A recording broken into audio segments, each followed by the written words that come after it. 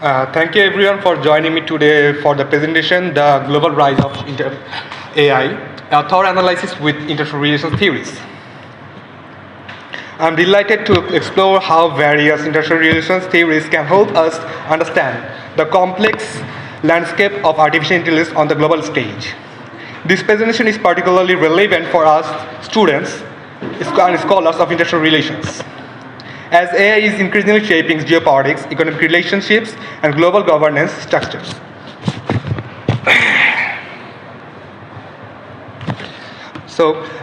Integrating artificial intelligence into international relations represent one of our most significant technological transformation, demanding examination through multiple theoretical lenses. Today, presentation covers a wide array of international relations theories, explaining each while reflecting their distinctive perspective regarding a global rise and impact. From the traditional theories like realism, liberalism to the Marxism, each approach illuminates particular dimension of how AI is reshaping power dynamics, governance structure, and social relations across the international system. So let's dive into the theories. The very first theory, I'll be talking about the realism. Realism views international system as a fundamental anarchic, with states as the primary actors motivated by self-interest, power pursuit, security concerns. For realists, international politics is essentially a contest for resources and influences. The core tenets of realism include essentialism, anarchy in the global system, self-interest, and power maximization. The development and control of sophisticated AI technologies enhance military capabilities, improve intelligence collection, boost economic competitiveness, and project powers internationally. The contemporary AI arms race between major powers like United States and China exemplifies this realpolitik position. So the next, how this is related to realism. Realism embraces the concept of innovative power, the ability to create, accept, adapt technologies such as AI, a significant variable in determining states' international standing. This perspective helps us to explain why nations are racing to achieve AI supremacy, being technological leadership as essential to national security. The AI development security dilemma is particularly evident in autonomous weapons and cyber capabilities. When one state develops advanced AI system for military application, others perceive this as a potential threat and respond by developing their abilities, potentially triggering an escalating computational cycle. The opacity of AI algorithms can further exacerbate mistrust and instability in international relations, increasing the potential for miscalculation, through which we can see many things like go through some real life examples. The US and China arms race perfectly illustrates real risk principle. Both nations are investing heavily in military AI application, with the US Department of Defense in establishing the Joint Artificial Intelligence Center and China pursuing in a military-civil fusion strategy for AI development. Like recently, Donald Trump has said that he is going to invest $500 billion for AI investment or AI enhancement.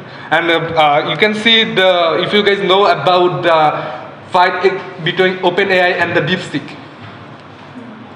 The announcement of DeepSeek make a huge loss for US share market.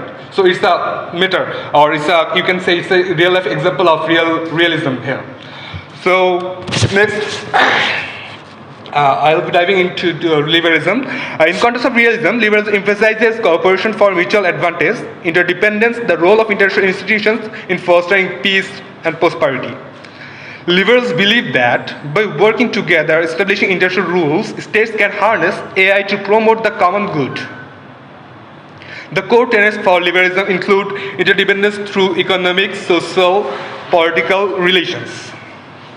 International institutions that facilitate cooperation, democratic peace theory, economic ties that reduce conflict likelihood. From a liberal perspective, AI represents an opportunity to promote international cooperation and enhance global governance. Next, how this is like there's some pros and cons. Obviously, as if you want to relate AI and liberalism.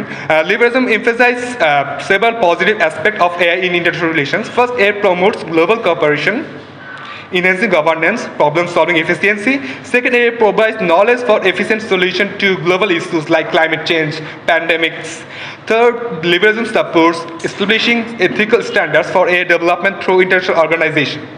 Finally, multilateral collaboration in AI governance aligns with the liberal institutionalist vision. However, liberals also acknowledge several challenges. There is a risk that AI may reinforce inequalities between developed and developing nations. As for example, the Western nations versus the third world countries.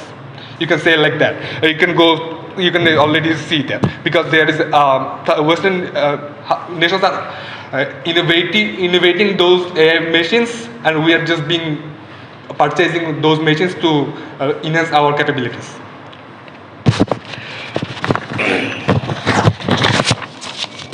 Additionally, global AI governance faces challenges in achieving universal policy acceptance as nations with different values and interests may resist common standards. So if I go through another example, the Global Partnership of AI, founded in 2020 by 15 countries including the US, UK and European members, exemplifies liberal institutionalism by creating a multiple stakeholder initiative to guide responsible AI development, bringing together experts from industry, civil society, governments, and academia.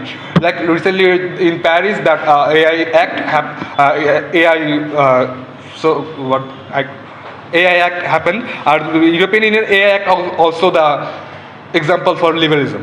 AI কে যুদ্ধের ক্ষেত্রে কেন ব্যবহার করছে? Because of scalability, is certainty, এবং হচ্ছে এটার দ্বারা যে ব্যবহার করার ফলে হচ্ছে আপনি যে অ্যামাউন্ট পরিমাণ হচ্ছে লাইক একটা ডেটাকে বা হাজার ধরনের ডেটাকে আপনার যেটা হিউম্যান অ্যানালাইসিস করতে সেটা হচ্ছে 2 থেকে 3 দিন সময় লাগে, সেটা হচ্ছে সেটা লাইক হচ্ছে 28 সেকেন্ড বা 30 সেকেন্ডের মধ্যে করে ফেলতেছে।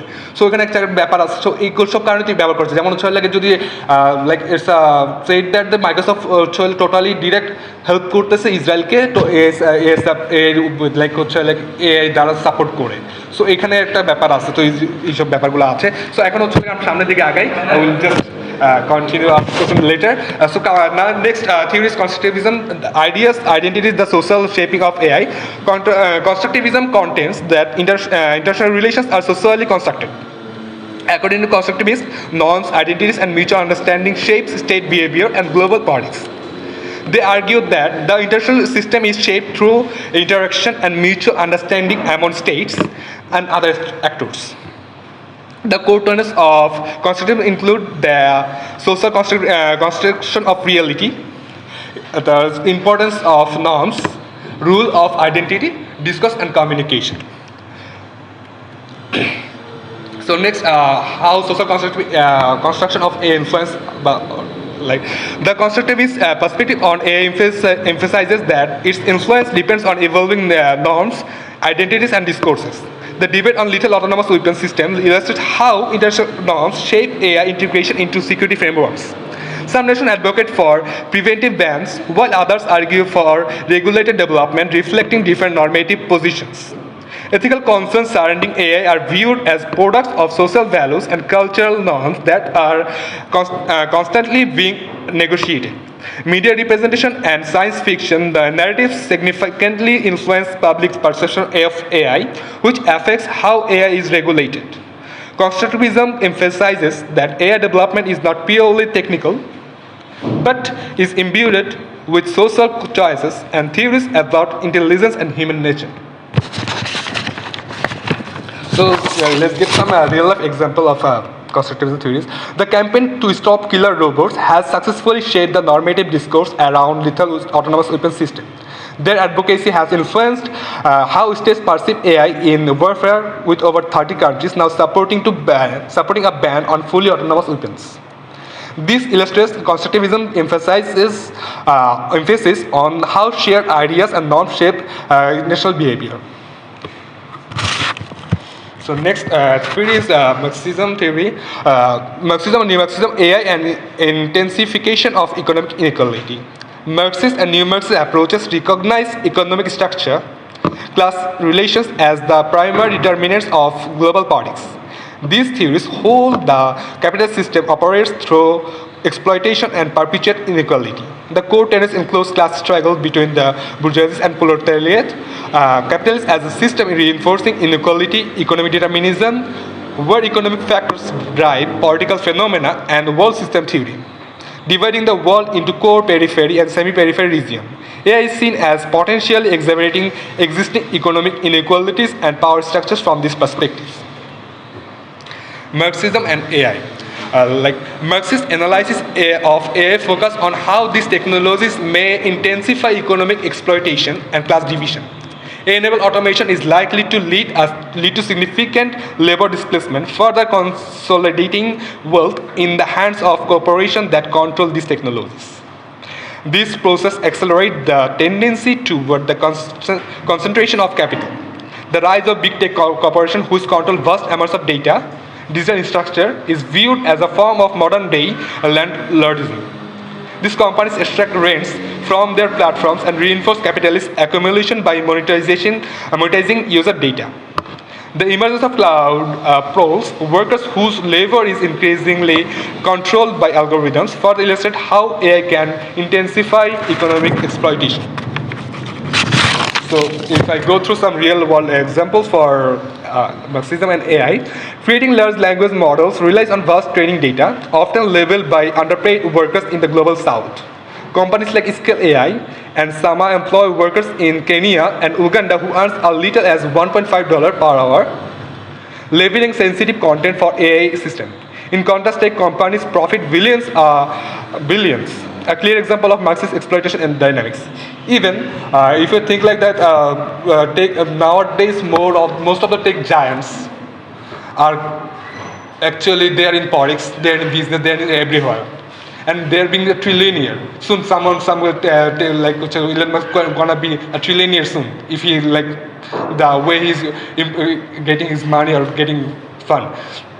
So this is also like most of the people.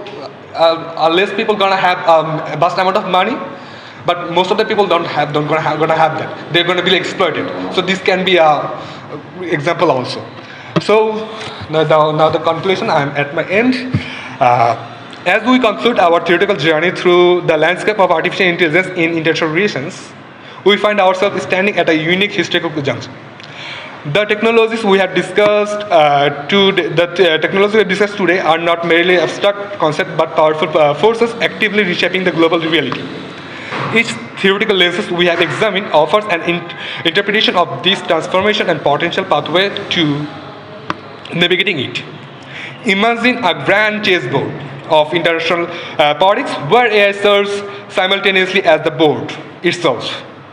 The pieces in play, even aspects of the rules governing the movement, really see the strategic positioning of powerful pieces, levels in vision, cooperative rules making, constructivists observe how players collectively determine legitimate moves, and Marxists identify who truly benefits from the game's outcome. What makes our current movement also fascinating is that, unlike previous technological revolution, AI development is occurring with considerable theoretical self-awareness.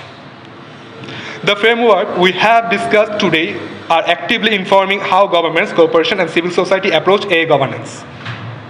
When the EU drafts its AI Act with the emphasis on human dignity, when China pursues military-civil fusion in AI development, when global coalition from around autonomous weapons bans, these are not just examples for our theories, but manifestation of those theories in practice.